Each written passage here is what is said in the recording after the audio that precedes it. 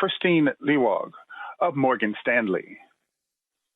Hey, good morning, guys. Morning, Christine.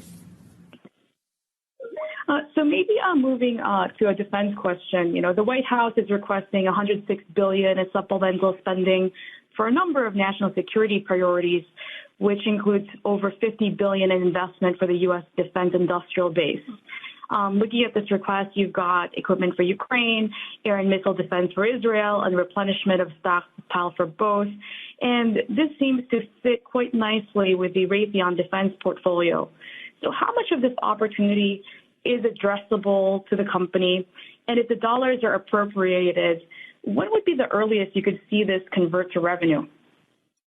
All right, Christine, let me start on that. So as I think I mentioned earlier in the conversation, we've seen about $3 billion of orders so far related to Ukraine replenishment, and that's really replenishing U.S. war stocks. We expect another $4 billion of orders in the next 2 years. Again, most of that will play out over the next 24 to 36 months in terms of delivery.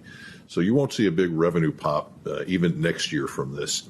As we think about this next tranche, the president's $100+ billion request, which is more than $40 billion for Ukraine, what you're going to see is the same things that we have been seeing, but in much higher quantities.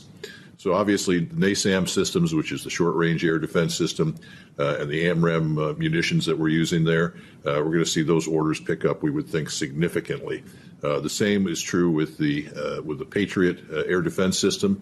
Again, those are GEM-T missiles that we supply for that. Those are in short supply today. So again, a big ramp there.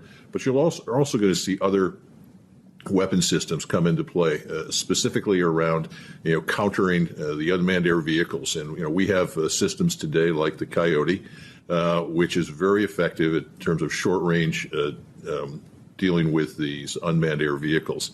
So again, I think really across the entire Raytheon portfolio, you're going to see a benefit of this restocking on top of what we think is going to be an increase in the DoD top line.